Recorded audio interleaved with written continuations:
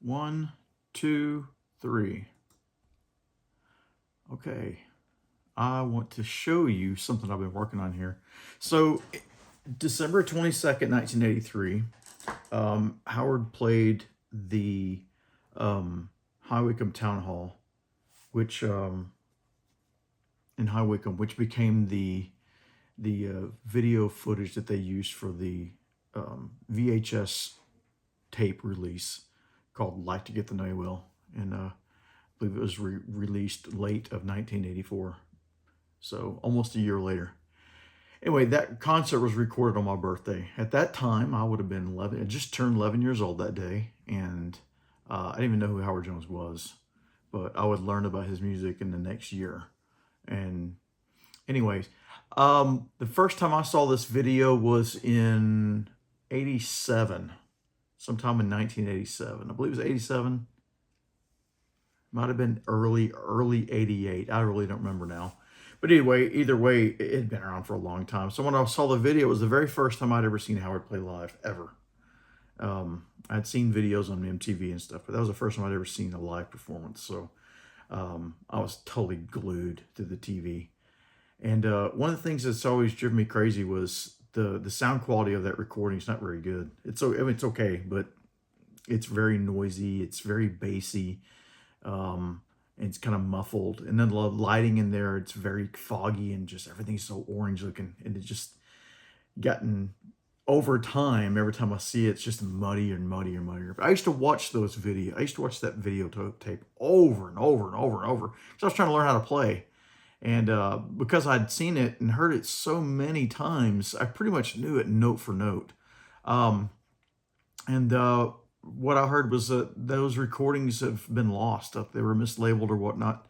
So I decided, you know what? I have the instruments. I have the knowledge of that recording.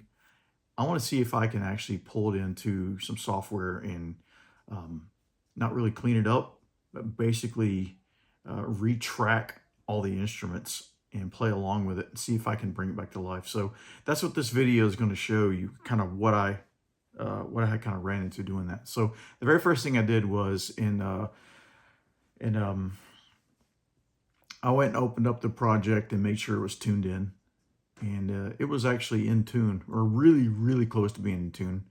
So I pulled it into Logic and figured out the tempo, and I have 178, rounded to 178. So I imported the song in here, and then once I played the song back, I had to go through and just try to figure out where all the beats were. And from there, I started taking the song apart.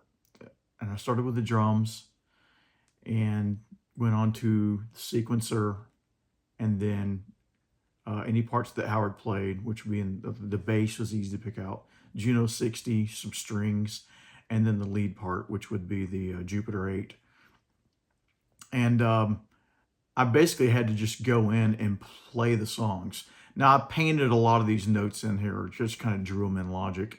But because I can play the song, I've got, below here, I've got a keyboard that's hooked up. And I actually just played the parts, gave me a bass line to work from. And then, the parts aren't played perfectly because it's a live concert.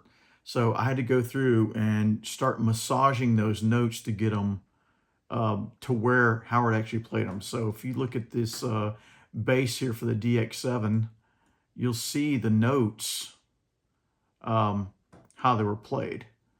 And it's not exactly the same every time because he's performing and he's singing and he's working with the crowd and whatnot. So you see these notes that they change in lots of different places here. The sequencer was very interesting figuring that out. So let's start with the Pro 1. It's actually set up on 3 bars and not 4 bars as you would think. So there's a 3-bar pattern that just repeats throughout the entire song. And what happens is whenever Howard would change from the verse to like the pre-chorus or the chorus or a bridge or something like that, he would actually switch to a different chord.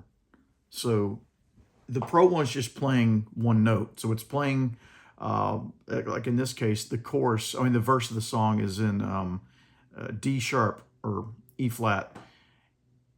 And then when he's playing, the bridge, it changes to, it would be G sharp or A flat. And then when there's this little break that he plays, and it goes into an A sharp or B flat.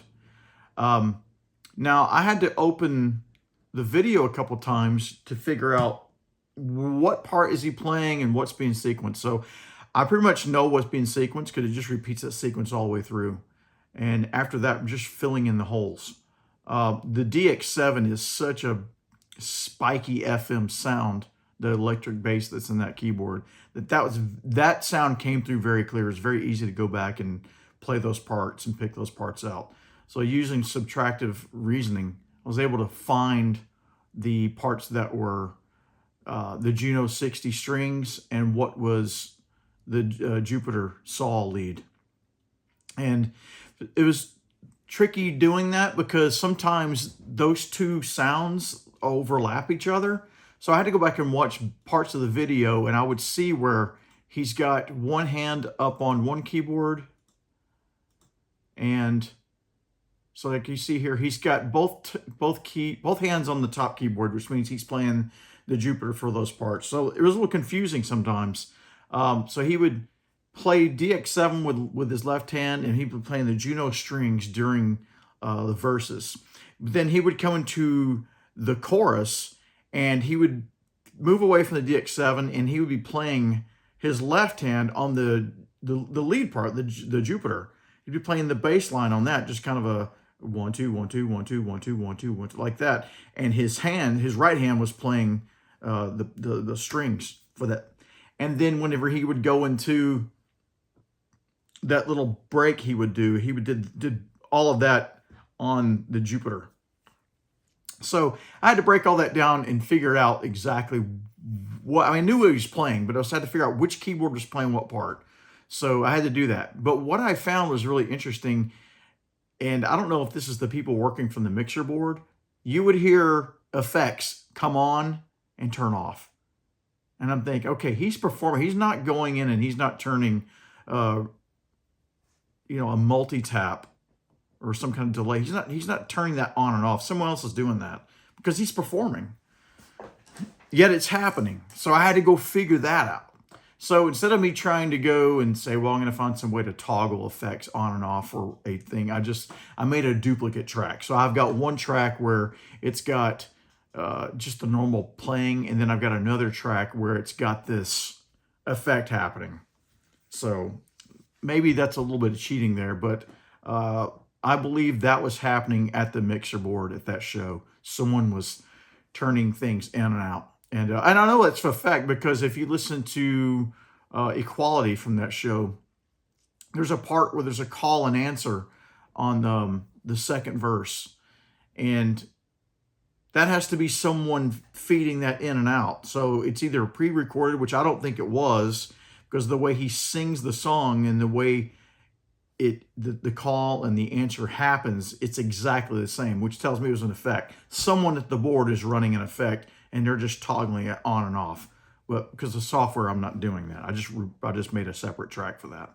So that's what I have going on here. But I meticulously recreated every instrument going on, and then that takes care of recreating the song. So, but the point is not just to recreate the song. The point is I want to get a better quality sound of that recording. So it's not to replace the sounds. But what I feel is lost in the song, this recording, is a lot of the high-end stuff.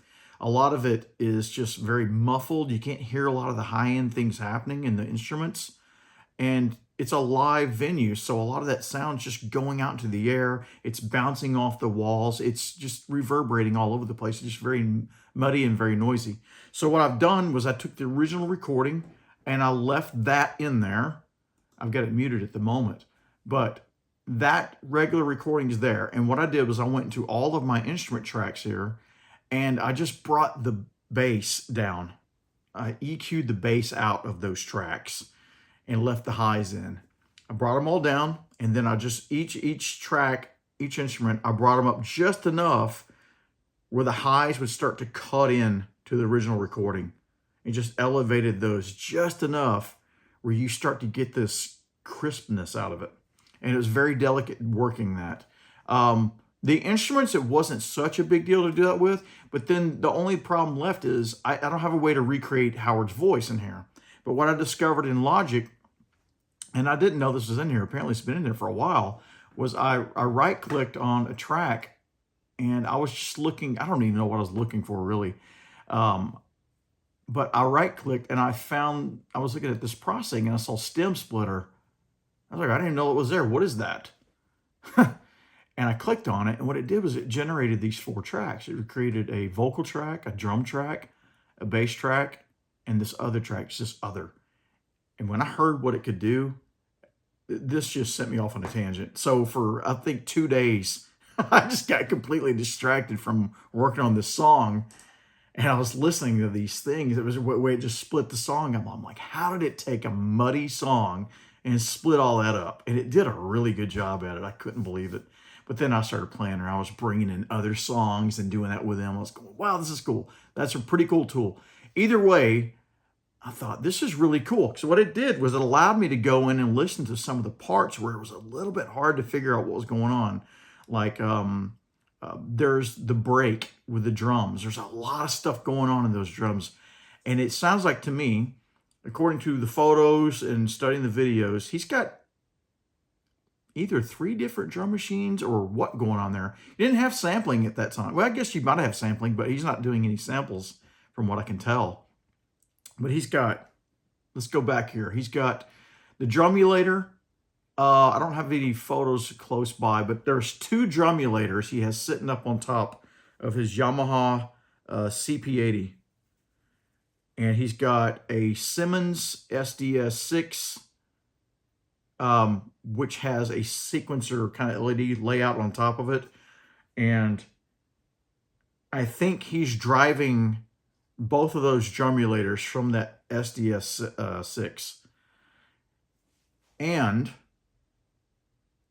this is me not knowing enough about the equipment. I don't know if the SDS6 had sounds in it or not, but if it didn't have sounds in it, he's driving some Simmons sounds in there. So there's, what I went ahead and pulled in was sounds from the SDS5. And I've placed those in my software here. So I've got some little crack sounds, which is like a clap, some snares, and some toms.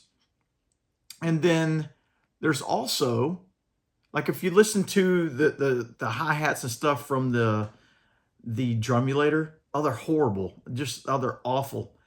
And I'm not sure, but I know he was using TR-808 back then. I didn't see it on the stage, but I didn't feel like fighting with that so much because, again, I was just trying to get that crisp sound to come out. So I dropped in a TR-808 into this mix. So I've got 3 different drum machines going on here. The drumulator, the TR-808, and the Simmons SDS6 driving SDS5 sounds. And then, of course, there's the Pro one. But either way, when I get down here to this breakdown, there's so much stuff going on that it's hard to hear all that happening. But with this breakdown, I was able to go into just the drum track and isolate what's happening in that drum sequence. And it may not be perfect, but it's darn close. I can tell you that. And anyway, I did all of that. The crispness starts to come out. It sounds good. And now the only thing left is Howard's vocal. And it's not a perfect separation. So what happens is you get some artifacts in there. You get a little bit of bleed over from some of the audience, and it just becomes kind of noisy. But what it did help me do was his vocal track sometimes in that recording was not very loud. This individual track gave me the ability to just punch up his vocals just a little bit. And then the last thing I had to do, I was like, well, I have no way to bring out the highs in his vocals, is I actually set up my microphone here because, like I said, I know that recording, that performance so well. I remember how he sang the song. And I went and made my own vocal track here. And it has just the high frequencies. So what I did was I got behind the microphone and I just almost whispered. But I made sure to pronounce all my S's and my T's and my D's and my P's a little stronger than I normally would. And then I killed all the lower frequencies, and I used just that and made sure it lined up perfectly with the way Howard was singing. And I brought that into the mix just enough to give his vocal a little more crispness. So with all of that put together, I've reassembled this entire song. And then I did a little bit of I put a little bit of effects on some of the tracks, and punched it up and exported it. And I think I've got a pretty good mix. So it's going to be pretty interesting for you to hear. So I would like to know what you think of it. And I think it would be really cool if Howard got a chance to hear it. That would be really, really exciting. So anyway, that's how I remade the Hunt the Sylph High Wycombe Town Hall show from December 22nd, 1983. And I know a lot of those other recordings are lost. But if this works as well as I think, I can at least go in and do some of those other tracks that are from that concert that at least appear on the VHS in their full context. So if nothing else, this was just a fun job to do. I've always wanted to do it, and I finally have all the instruments and the technology and the things here to do it. So it's a lot of fun to actually just sit back and then hear this track as it may have sounded that night if you were at the concert. And I was too young, so I wasn't there. But anyway, thanks for watching this video, and I'll see you next time. Bye.